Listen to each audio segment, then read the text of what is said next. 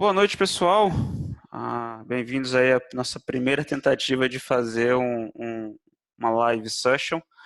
A ideia é a gente promover conteúdos aí para os alunos e o pessoal que acompanha meu trabalho, disponibilizar esse vídeo depois no YouTube ou em outras mídias, para sempre estar compartilhando conteúdo e a gente ter um ponto de encontro para se divertir. Gosto de falar que enquanto eu estou desenvolvendo eu me divirto. Nesse primeiro vídeo aqui, eu recebi uma dúvida há um tempo atrás sobre como implementar a multi-tenant usando o Entity Framework num cenário onde a gente vai trabalhar com bancos por clientes, né? Então, cada cliente, no caso, teria um banco separado, ao invés da gente ter um client ID, ou uma empresa ID, algum qualificador em todas as tabelas em um banco central. Existem prós e contras em ambos os cenários. Conversando com um amigo meu, Fabrício Lima, que também é MVP na área de dados, a gente debatendo sobre esses prós e contras, a gente acabou chegando no consenso que um dos melhores cenários, se você pensa em escalabilidade, seria um híbrido dos dois modelos. Seria você preparar o seu sistema para funcionar das duas maneiras, porque aí você consegue meio que centralizar os clientes menores ou os clientes que estão em trial ou de camadas gratuitas, se seu software oferecer camada gratuita, em um único banco. E a partir do momento que eles cresçam ou que você tenha clientes de um volume maior, você consegue mover eles para um banco separado, independente. E aí, quando você vai fazer otimização de query, de plano de execução, criação de índice, você acaba conseguindo fazer isso de uma maneira melhor do que ter um banco gigante de 1 terabyte de dados com todos os seus clientes. Mas, enfim, vamos montar o cenário aqui. Eu não, só deixando claro que eu não preparei nada antecipadamente, eu tenho só alguns rascunhos aqui do que eu quero abordar. Então a chance de eu errar alguma coisa durante a demonstração é bem grande, mas a ideia é justamente que a gente faça juntos. Então eu vou conectar aqui no meu banco local. Eu tenho um SQL Server Developer rodando aqui. Então eu vou criar 3 bancos, tá? Então a ideia aqui é que a gente tenha 3 bancos. Eu não sei se eu consigo dar zoom nesse cara, eu não consigo. Se tiver muito pequeno aí, vocês me avisem.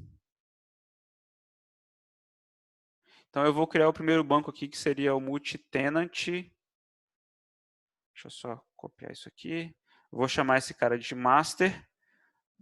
Eu imagino que a gente vai querer ter um banco central que a gente possa administrar os clientes do sistema, né? E a gente vai ter o banco do sistema mesmo para cada cliente. Então eu vou criar aqui um outro banco multi-tenant client A, e vou criar um outro banco cliente B. Nem vou criar tabela, não vou fazer nada aqui ainda. Vou deixar isso aqui por enquanto. Vamos no Visual Studio aqui. Vou criar uma new project. Vamos criar uma API simples aqui, só para a gente trabalhar. Deixa eu só colocar esse cara aqui no outro lugar. Vamos fazer aqui.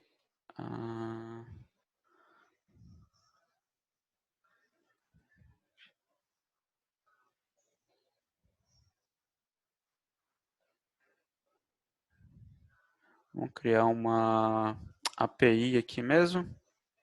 Não precisa de HTTPS, não precisa de autenticação, não quero Docker. Só a API mesmo para facilitar.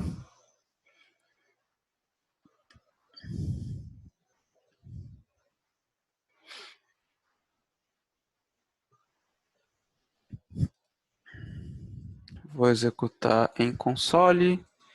Deixa eu só tirar aqui do Visual Studio a parte de abrir o browser. Legal. executar aqui.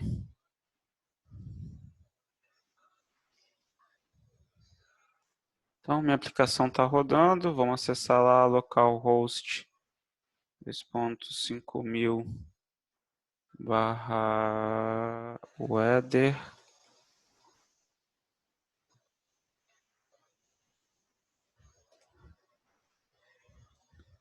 Vou deixar esse browser aqui. Estou sem o JSON Viewer, mas a nossa API está funcionando. Então, no nosso cenário hipotético aqui, a primeira coisa que eu vou fazer, eu vou criar uma pasta aqui de dados. Como o objetivo aqui não é a gente falar de arquitetura, de organização, eu vou colocar tudo no mesmo projeto. Acaba que não é necessário a gente separar agora. Eu vou criar o Master Data Context, que é o que eu vou precisar para poder trabalhar com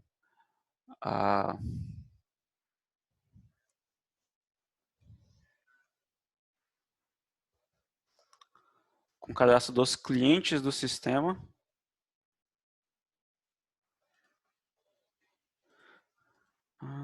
Tá faltando o pacote.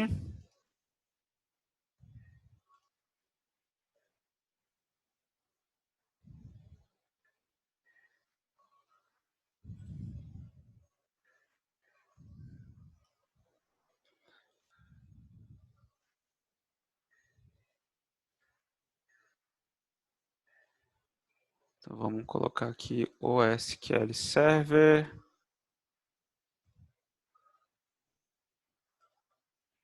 Aceito. E para a gente trabalhar com a parte de migrations, a gente vai precisar do design também.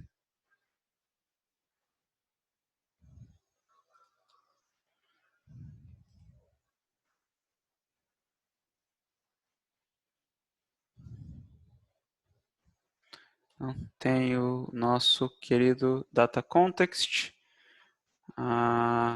Vou criar aqui models.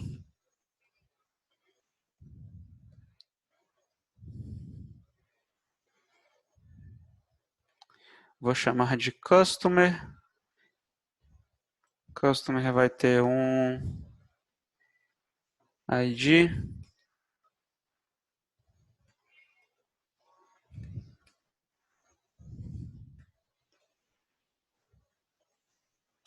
E um slug. Voltando aqui, a gente vai ter um prop db7 de customer, que vai se chamar customers. Vou limpar aqui.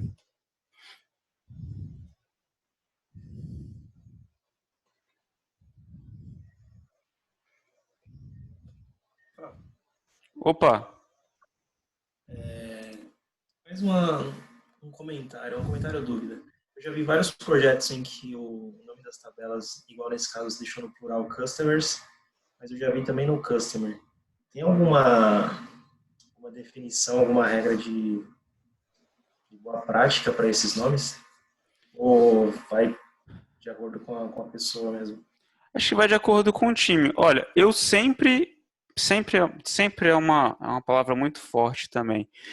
Na maioria das vezes, eu uso no plural. Porque quando você está na propriedade do EF, aqui você vai sempre... O DB7, ele está relacionado à lista, à coleção. Então, se você está trabalhando com coleção, você está trabalhando no plural. E quando você sai de customers e você quer um customer específico, aí nesse caso você vai dar um find by ID ou alguma coisa. Aí nesse caso você estaria no individual. Então, no meu entender, e você vê até que no entender do ReSharper também, o padrão é plural. Mas também não é uma hard rule, não tem nada escrito em pedra. Aqui, ó, ele implementa a equerable e vai implementar a enumerador. Então, nesse caso eu vou usar plural por causa disso. Tá, beleza. Show. Então eu vou aqui depois do add controller, eu vou dar aqui services.add db context master data context. Você vai para c.use SQL configuration get connection string the full connection.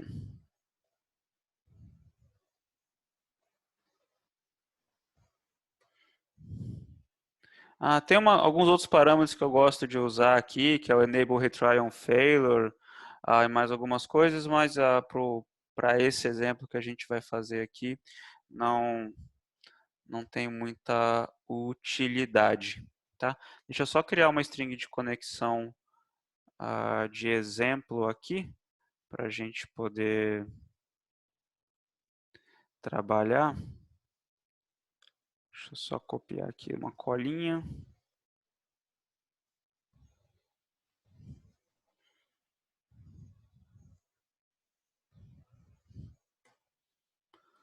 Beleza, aqui vai ser, qual que é o nome que eu dei? Multi-Tenant Master. Então eu tenho o banco, vou usar a Trusted Connection para não precisar de usuário e senha. Então, até aqui assim, a gente não tem nada demais. Deixa eu só rodar uma migration para esse cara aqui, para deixar criado lá. Então, deixa eu ver se está compilando.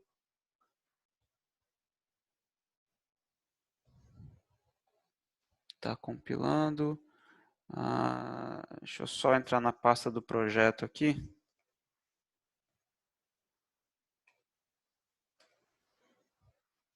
Deixa eu trazer aqui para cá. O tamanho do console tá legal para vocês? Boas.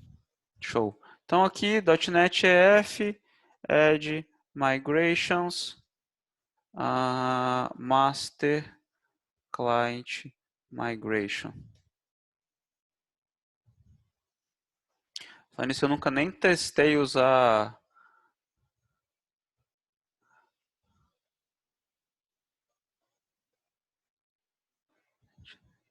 inverti aqui. Eu nunca nem testei usar migrations com dois contextos do mesmo projeto, né, gente? Mas o que a gente vai descobrir aqui, migrations add. Invertir ali os comandos. Então, legal. Uma vez que eu tenho as migrations, .NET EF Database Update.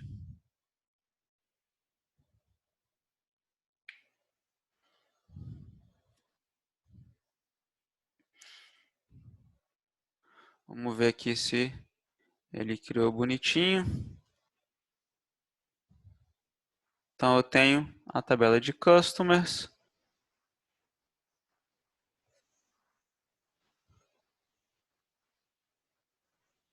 Não, 133 está legal. Select asterisco from customers. Foi o Thiago que tinha perguntado sobre plural e não plural, plural e singular? Olhando aqui agora, tem uma outra dúvida que eu tive uma discussão, só para comentar junto aqui, é que geralmente a gente tende, quando a gente está trabalhando assim, muito com DDD ou Model First, né, a gente vai criar os modelos e depois criar a tabela, a gente tende a colocar só ID no banco. Então eu não usei Customer ID, então não vou fazer customer.customer ID, a gente vai fazer customer.id. Mas conversando com uma das equipes que eu trabalho, que eu atuo, conversando com um cara que ele é só QA e que ele não é dev. Deixa eu só mutar o Felipe aqui para não dar background noise. Conversando com um cara de QA, para ele faz muito mais sentido quando ele está escrevendo queries de relatórios e coisas mais pesadas, ter o customer, ter o identificador da tabela, por causa que você vai usar muito alias nas consultas maiores. Então, nesse caso, ele falou que faz mais sentido. Então, acaba que também, né, não tem um padrão em usar ID ou usar só ID ou usar o nome da tabela mais ID. Aí, nos, nos dois casos, você vai conseguir fazer algo... vai ter prós e contras. Só para colocar mais uma pulguinha aí na orelha. Eu vou inserir dois clientes aqui, insert into customers. Nem vou fazer via código não, porque não faz tanto sentido. Então, new ID. Vou fazer aqui client A. Esse cara vai ser client A.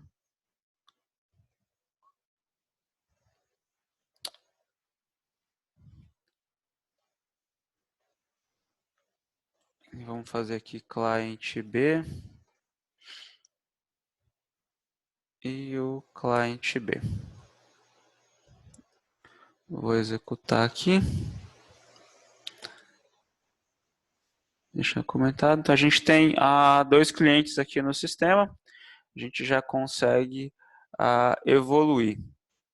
Então, o que eu queria fazer? Assim, o jeito mais fácil da gente trabalhar com um contexto desse por cliente seria a gente ter um factory. Então, eu teria uma classe específica, eu poderia injetar ela no controller e dali eu usaria o EF de forma normal, como a gente está acostumado no dia a dia. Só que aí eu perderia algumas questões da injeção de dependência. Então, toda vez que eu precisasse criar, que eu precisasse injetar esse contexto específico daquele cliente, naquela requisição, nos serviços, nos meus repositórios, eu teria um trabalho extra. Então, o meu objetivo é usar o máximo possível, ou o mais parecido possível, o que o próprio código do projeto, do pacote do Entity Framework faz aqui dentro, que é registrar, por padrão, ele registra um contexto scoped. Tá? Então, a gente vai criar nosso segundo contexto agora.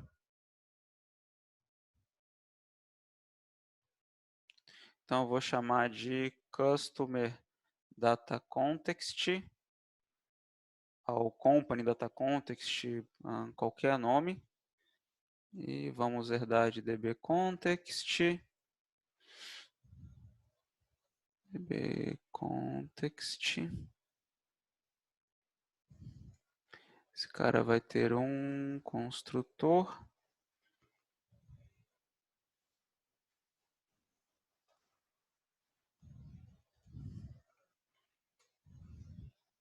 E aí vou criar uma classe bem simples aqui, que vai ser contact. Contact vai ter um ID e vai ter um name. Coisa simples também.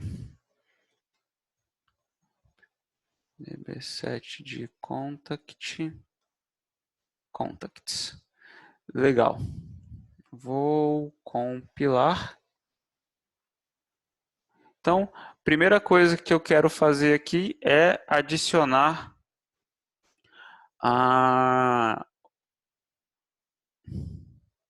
uma entrada. A gente precisa adicionar uma migration para esse cara.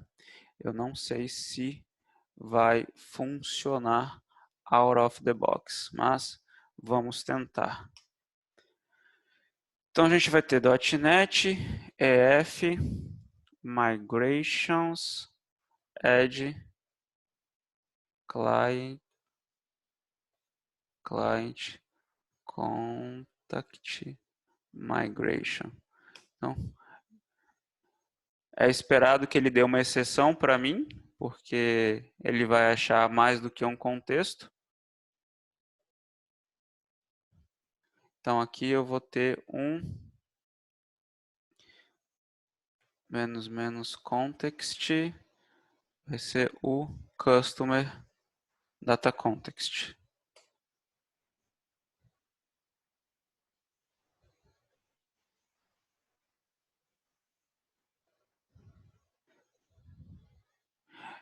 Então ele não consegue criar porque eu não tenho ele registrado aqui.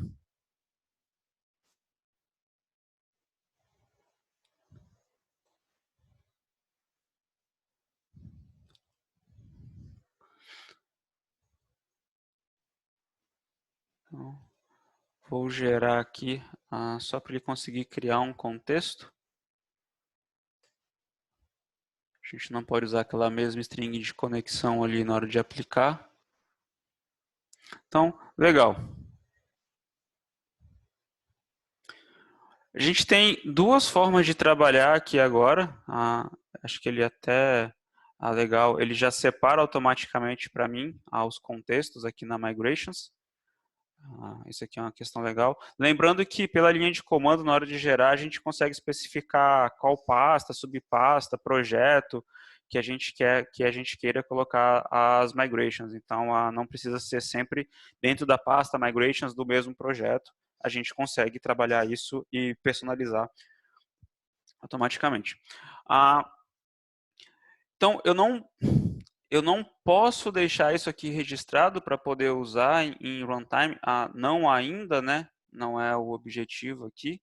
A gente teria que usar uma outra estratégia para trabalhar com migrations. Isso aí eu vou deixar de sugestão para um próximo vídeo aí, se o pessoal animar de fazer. O que eu vou fazer aqui é forçar uma string de conexão para eu poder aplicar as migrations nos dois bancos que eu quero. Como é que eu faço isso? Como eu estou na linha de comando e por padrão o configuration do ASP.NET, tanto numa console ou quanto no projeto web, ele vai procurar, ele vai pegar o arquivo appsettings.json, depois ele vai pegar um appsettings.nome do ambiente.json, se existir. Depois, logo em seguida, ele vai aplicar as variáveis que você tenha passado via linha de comando. Então, se eu der um .NET Run e passar, por exemplo, a ping igual a pong, ele vai acrescentar essas variáveis ou sobrescrever. E, por último, e aí o mais importante de todos, ele vai verificar as variáveis de ambiente. Então, no meu caso aqui, para mim sobrescrever a conexão padrão, para mim poder aplicar ali no contexto que eu quero, eu vou fazer a variável de ambiente, tá? No PowerShell, e aí vou seguir o padrão que ele tem lá, que é objeto. Quando a gente tem, deixa eu voltar aqui na BP7, quando a gente tem objetos, né? Quando a gente tem sessões, então para mim poder ir para a próxima sessão ou para o próximo objeto filho, eu uso 2 underscore, 2 underline, the full connection, e aí eu vou fazer aqui igual. Deixa eu copiar esse daqui e aí eu só vou sobrescrever o banco. Aí eu vou fazer aqui master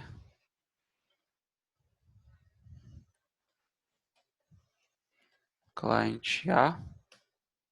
E aí a gente vai ter .NET EF database update context customer data context. Desculpa atrapalhar aí, eu vou ter que sair, eu vou ter que dar um foco aqui no projeto da pós aqui, mas, cara, se tiver gravado aí, eu puder disponibilizar depois aí, eu queria assistir, porque o conteúdo é bem legal. Vai sim, tá sendo gravado e aí no final, amanhã cedo, na verdade, vai renderizar quando terminar e aí amanhã cedo eu subo no YouTube e mando o link para vocês. E aí vai estar público. Legal. Obrigado aí, Valeu. Felipe. Valeu, cara. Parabéns aí. Abraço. Tchau, tchau. Boa live para vocês. Valeu. Pessoal, voltando aqui, ó, então vejam que as tabelas do banco master não foram modificadas. No meu cliente A, eu tenho aqui agora a tabela de contatos. E aí eu vou repetir a operação ali. Vou mudar a variável de ambiente para o banco B. Tá? E vou fazer o mesmo...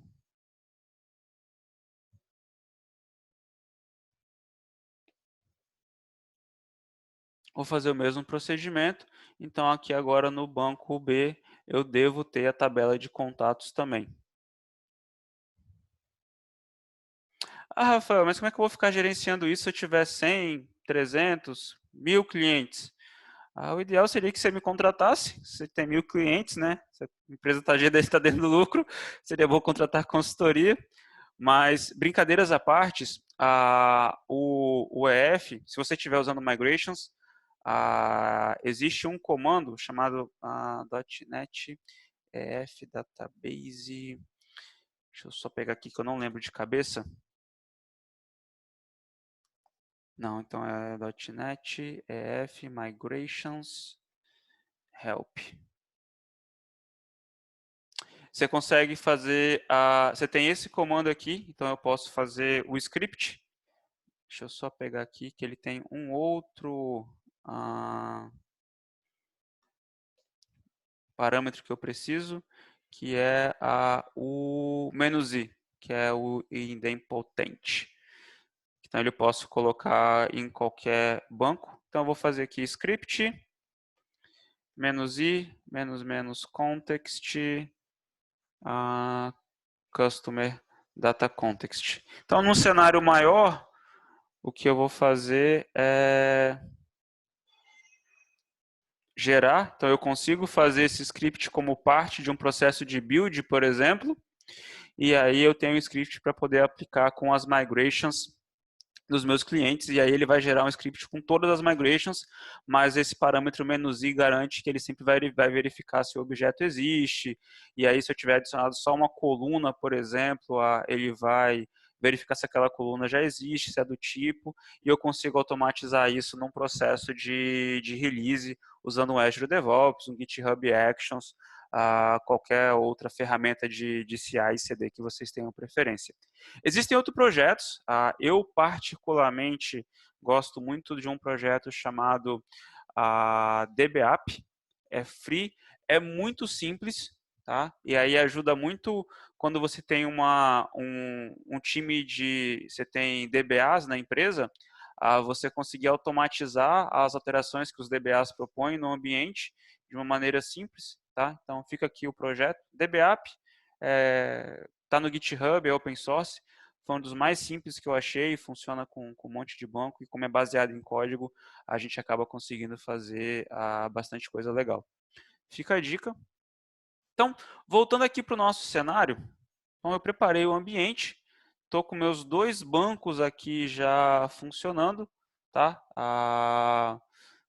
Os dois já estão com as migrations aplicadas, e aí o que eu quero fazer agora?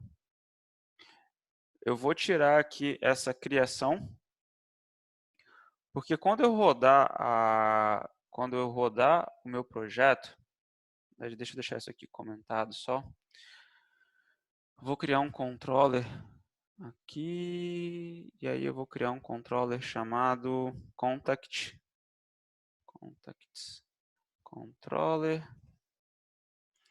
Esse cara vai herdar de controller base. Do MVC, ele vai ter uma rota, vai ser public async task action result get contacts.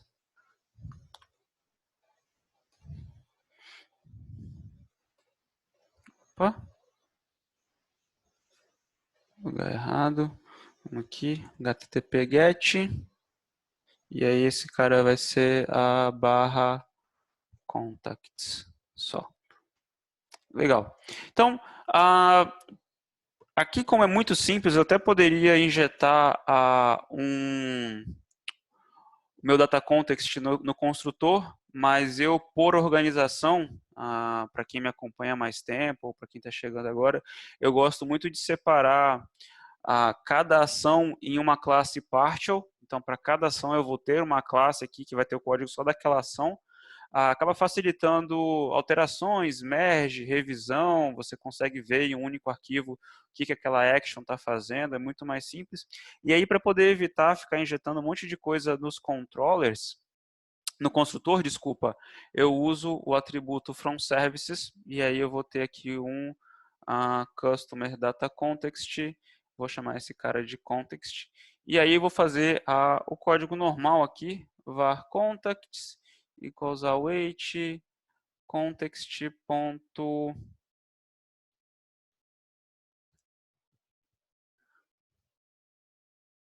contacts ponto tolist async e vou dar um return ok em contacts. Então, até aqui nada demais, tá? Eu vou fazer só uma outra alteração aqui. Eu vou colocar aqui a client name.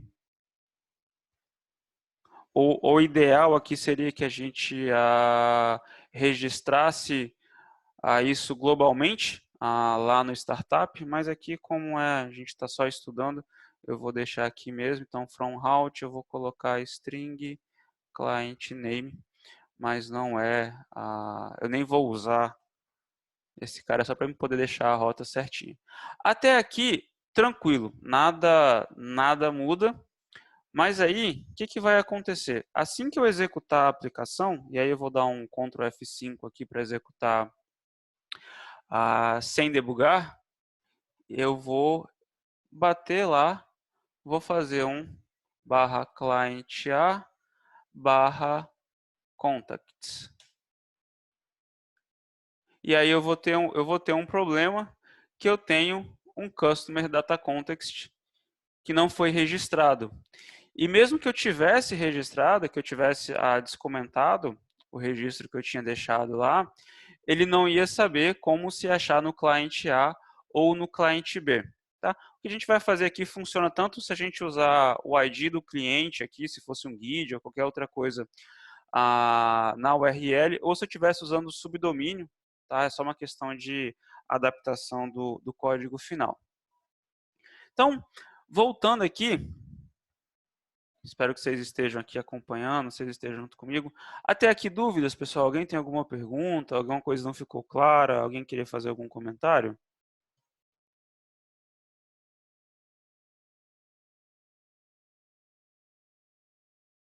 Não, beleza? Então tá legal. Vou continuar aqui. O que vai acontecer?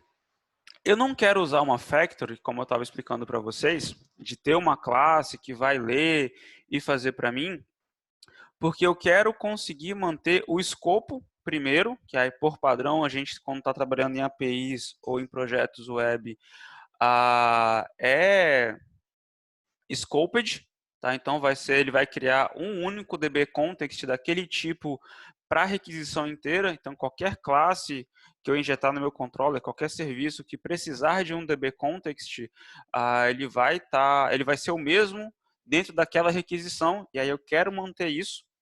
Então, para mim não ter problemas ou precisar ficar injetando a factory em cada serviço ou em cada lugar que eu for fazer, eu quero manter essa opção de usar o serviço, o container de gestão de dependência do ASP.NET Core. E aí, como é que a gente vai fazer isso? E como eu expliquei para vocês, a gente tem padrão aqui, ele faz algumas coisas e registra ele vai chegar aqui no final e vai usar ele vai dar o ID Core Services e vai fazer por padrão ele vai fazer como scoped e vai injetar alguns outros serviços. O Core Services aqui ele tem o Context Options que ele faz por padrão, que é o que a gente passa lá no construtor do startup.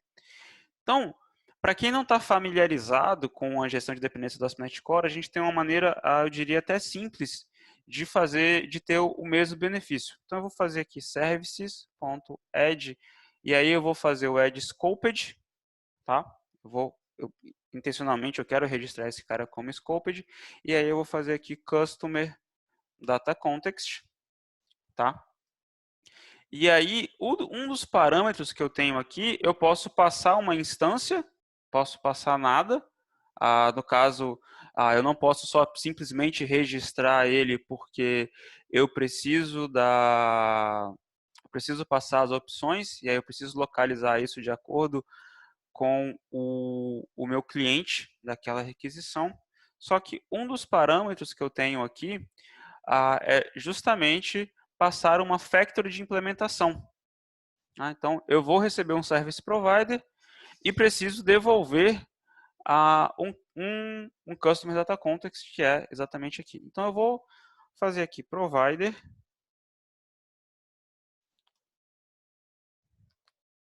Eu vou receber um provider que...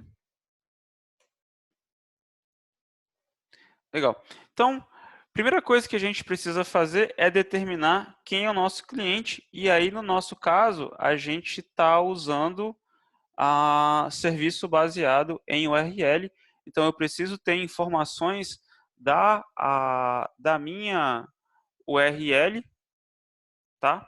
Então, deixa eu só pegar o nome do pacote aqui, ASP.NET Core HTTP Context Accessor.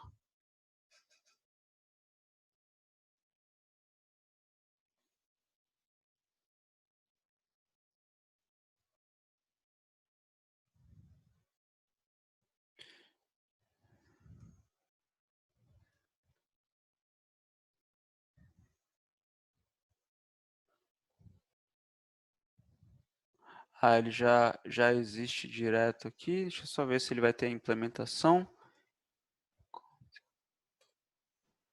Tem.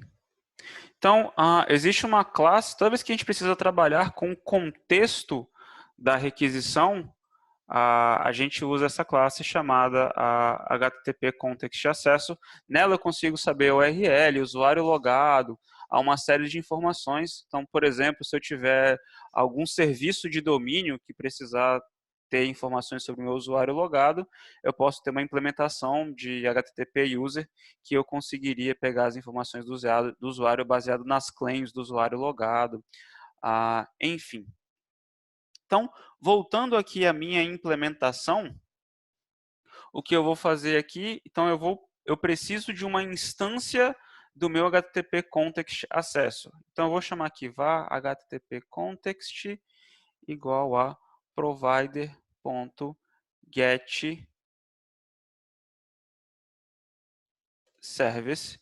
E aí eu vou passar um HTTP Context Accessor. Lembrando que eu faço dessa maneira porque eu quero obedecer os escopos do meu container de gestão de dependência. Então, uma vez que eu tenho o HTTP Context, eu consigo saber var client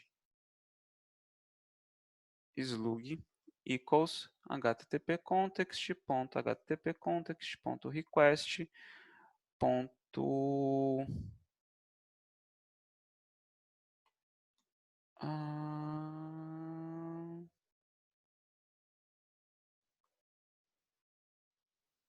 Vai ser o path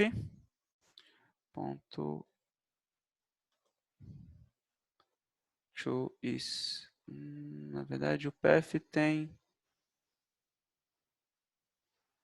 value.split e aí eu vou dar um split em barra. Como eu realmente não sei o que vai acontecer aqui, não lembro de cabeça, vou colocar um breakpoint só para a gente poder ver se as informações estão corretas. Então deixa eu executar aqui em modo debugger agora.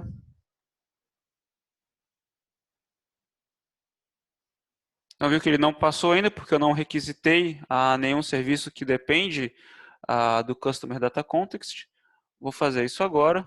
Então, chegou no meu breakpoint. Então, deixa eu dar aqui um step over. E aí o client slug vai ser primeiro ponto não é nada. Tá? Deixa eu só fazer um testezinho aqui. Deixa eu executar isso aqui na immediate window, passando a system string options.remove empty entries. E aí só vai ter 2. Então eu sei que o 0 sempre é o meu cliente. Então sempre eu estou obedecendo esse padrão. Então aqui agora as coisas ficam até de certo modo mais simples para mim. Então eu vou passar aqui string options para não ter.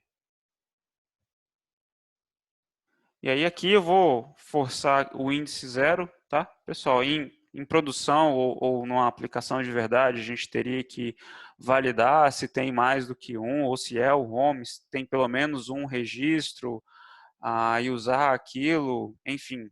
Aqui tenho em mente que é um código de exemplo, tá? A gente teria que ser um pouco mais defensivo numa numa aplicação de verdade. E aí, uma vez que eu tenho o nome do cliente, as coisas acabam ficando até um pouco mais simples para mim, porque uma vez que eu tenho o nome do cliente, eu preciso da string de conexão para poder ter para poder instanciar meu controller. E aí, no meu development JSON aqui, eu vou clonar aqui e vou fazer a template connection.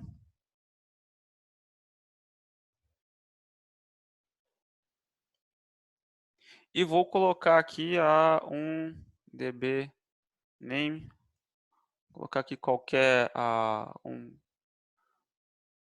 alguma string aleatória que eu possa fazer um replace, tá? Então usuário, senha, banco, o resto vai ser tudo o mesmo.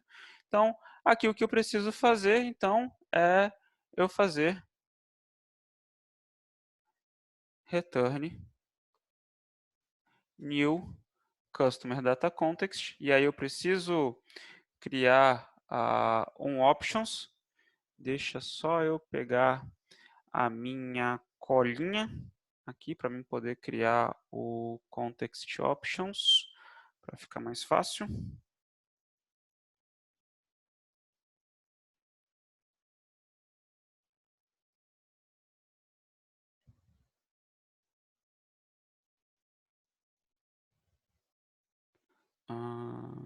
Só um minuto.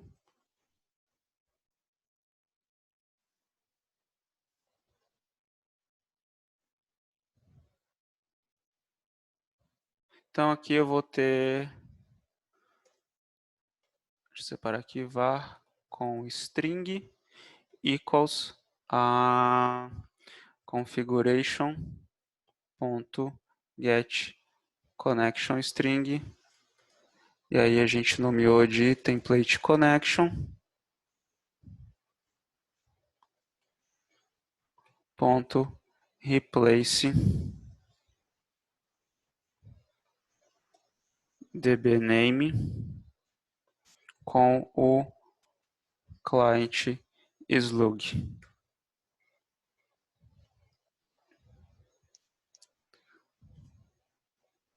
Depois que eu tenho a string de conexão, apertando a tecla errada, eu vou ter o var options igual new db context options do customer data context. E aqui eu vou fazer options.use opt. Na verdade, db context options builder, classe errada, use SQL Server, e aí eu vou passar a minha com string.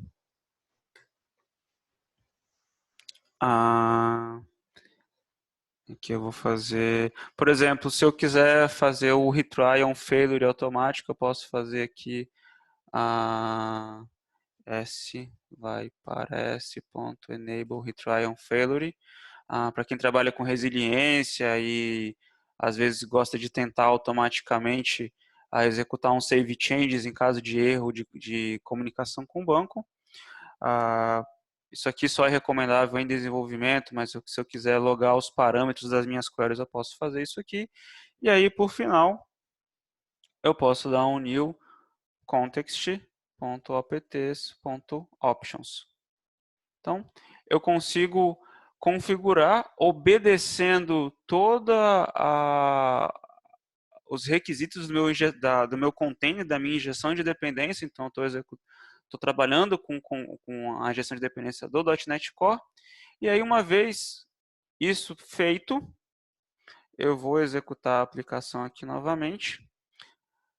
Na verdade, tem só um pequeno erro aqui, que é a gente tem um padrão que é eu coloquei multi-tenant underscore o slug do cliente, tá? Então, no cliente A e cliente B, isso aqui é simples. Se eu tivesse algum outro padrão, se eu tivesse usando o ID do cliente, eu poderia fazer var master context equals provider.getService e passar o meu master data context e fazer uma consulta no banco, verificar se aquele cliente realmente existe, se aquele cliente está com a assinatura em dia, se eu preciso bloquear acesso, enfim.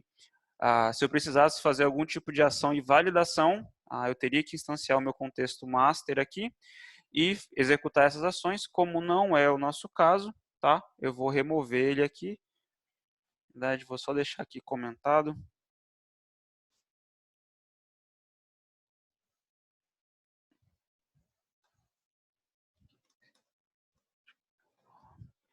Any validation on your customer. Então, você teria o master context aqui, tá? Então, aqui no nosso caso, ao invés de passar só o client slug, eu vou passar multi-tenant underscore. Deixa eu ver se eu escrevi certo. Underscore, e aí eu vou passar o client slug. Legal? Acredito que a maioria das coisas eu fiz aqui. Vamos só ver se está funcionando. Vou rodar sem debugger. Agora, então minha aplicação está rodando aqui. Vou executar aqui contacts. Retornou vazio. Se eu fizer cliente B, retornou vazio. Se eu fizer cliente C, eu vou ter que ter uma exceção, porque o cliente C não existe. Então, ele deu uma exceção aqui falando que meu banco não existe. Então, só para a gente terminar aqui e ter a prova dos 9 mesmo, deixa eu fazer aqui new query. Vamos fazer insert into contacts values new ID contact from client A. Vou executar aqui. Vou trocar de banco. Cliente B.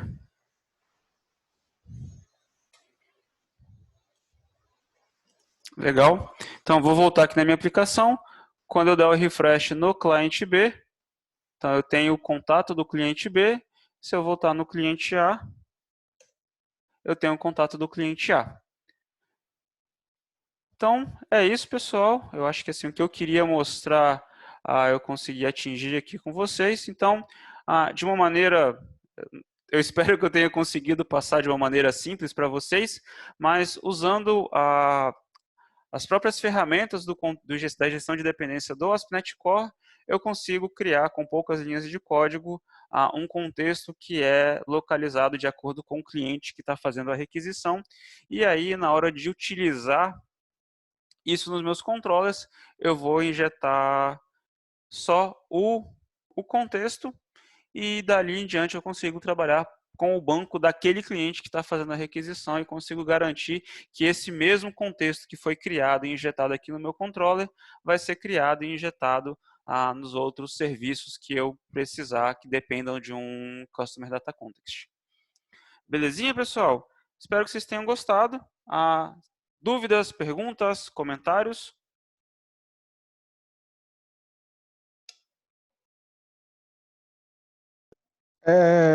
Santos, eu tenho como abstrair a lógica da montagem da connection string em outra classe para ver se eu isolo aquilo de um ponto que vai ser mexido várias vezes, né, que é a injeção de dependência, para não correr risco? Consegue, cara. Eu poderia abstrair o options aqui, por exemplo, em uma outra classe, registrar ela e requerer essa classe aqui dentro. Então, se eu tenho uma classe que é estática ou uma outra classe que vai fazer isso daqui, o replace, ou fazer isso aqui para mim, eu poderia eu poderia fazer isso de forma até tranquila. Por exemplo, vamos supor aqui que eu vou criar uma classe aqui. Deixa eu criar uma pasta aqui. Configuration. Deixa eu só fazer aqui configuration. E aí eu vou criar um connection string provider. E aí esse cara vai ter ela poderia ser estática, né? Eu não vou fazer estática, mas eu vou fazer um método simples aqui, public string get client connection string. E aí aqui eu vou ter um string client name. Para essa classe funcionar, eu preciso de um private read only configuration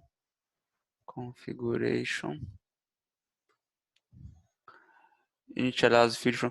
Só side topic. O único motivo que eu não dropei o ReSharper até hoje é porque o Visual Studio não vem por padrão com inicializar o construtor. Isso faz uma falta. Mas enfim, aí eu tenho um iConfiguration e aí eu vou abstrair a lógica aqui, por exemplo, que eu vou ter a connection string com client name.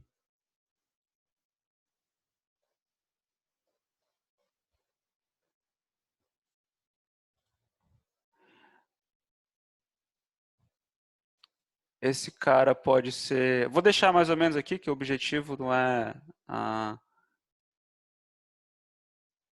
nem deixar o código perfeito. Então vou dar um return com string.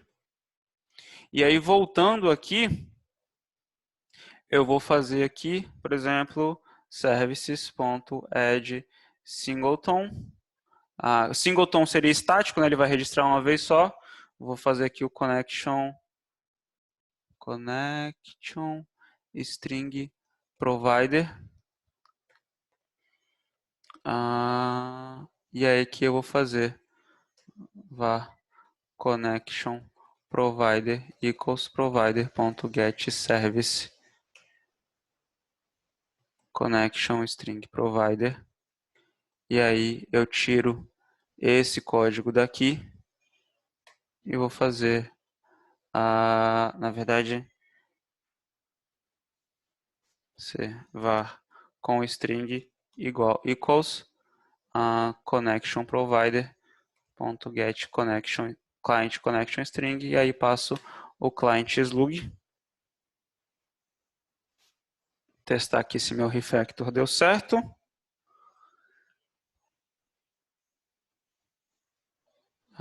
Rodei a aplicação, vou só executar aqui. Então, client A do mesmo jeito e client B. Não. Client B do mesmo jeito. Então, viu que você consegue refatorar sem problemas. O mesmo vale se eu quiser mover esse método inteiro para uma outra classe que vai executar isso aqui para mim. Tudo que eu preciso fazer é receber uma function em algum método de alguma classe estática e eu consigo remover isso aqui do startup numa classe separada.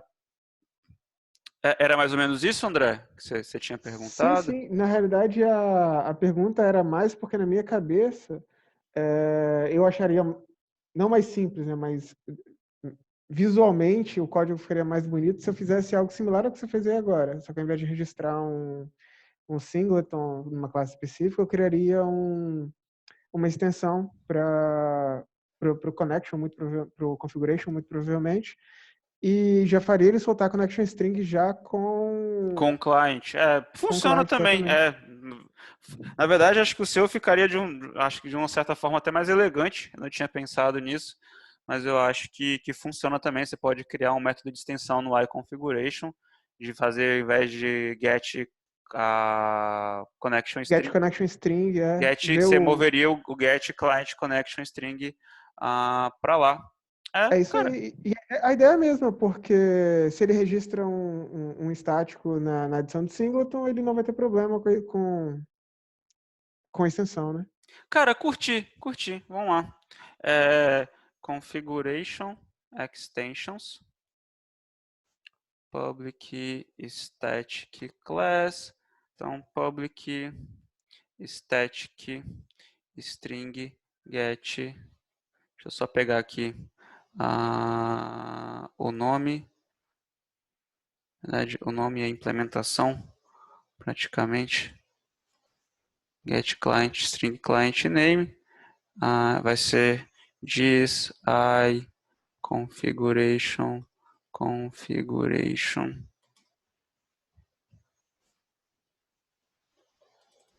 que eu vou tirar você. Legal. Get client connection string. E aí, voltando na startup, eu não preciso registrar você mais.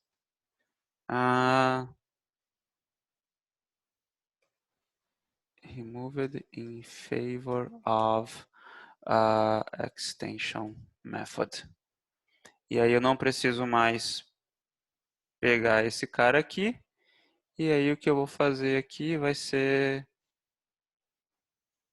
configuration.getClientConnectionString e deve funcionar da mesma forma que o outro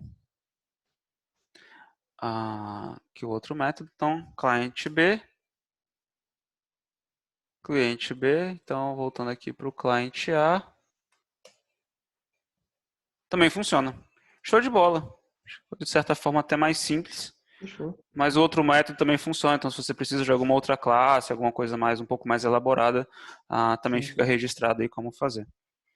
Mais alguma dúvida, pessoal? Algum comentário?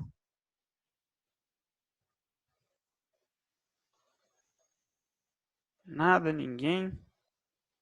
Eu fico um pouco receoso porque ou vocês entenderam muito bem o que eu expliquei, ou eu expliquei de uma forma que ninguém entendeu e aí a galera continua cheia de dúvidas. Mas em todo caso, depois, se vocês tiverem dúvidas, sugestões e quiserem entrar em contato, vocês têm meus contatos, é só deixar no comentário do vídeo aqui quando vocês estiverem assistindo. Pessoal, era isso que eu tinha para passar para vocês. Espero que vocês tenham gostado. A ideia é fazer esse formato mais vezes. Então, se vocês tiverem sugestões de casos ou de cenários que vocês gostariam que eu abordasse aqui, me mandem mensagem. Vai ser um prazer. Rafael, se você gravar esses aulinhos que você faz aí pra gente, deixar tipo um arquivinho, seria bacana, legal dessa, porque, por exemplo, no meu trabalho, às vezes muitas coisas que a gente vem em palestra, vem em reuniões assim, a gente aplica muito no trabalho, tá? Show! Legal. Não, esse vídeo aqui vai ficar público. Então eu vou subir para o YouTube amanhã, vou deixar público e passo o link para vocês, aí vocês podem compartilhar, tal. A ideia aqui é só para participar do ao vivo, estou dando prioridade para quem já é aluno, só explicando um pouco do projeto, porque o Zoom ele tem uma limitação, acho que de 100 pessoas na reunião. Vou demorar um pouco para poder chegar até lá, mas a ideia é só manter esse bate-papo de troca de experiências com a galera que está no dia a dia acompanhando os cursos. Mas isso aqui vai ser domínio público, vai para o blog depois também, eu vou subir isso aqui no GitHub, enfim. Obrigado. É isso daí, então. Show, obrigado. É isso daí então, pessoal. No mais, um abraço e até a próxima. Valeu!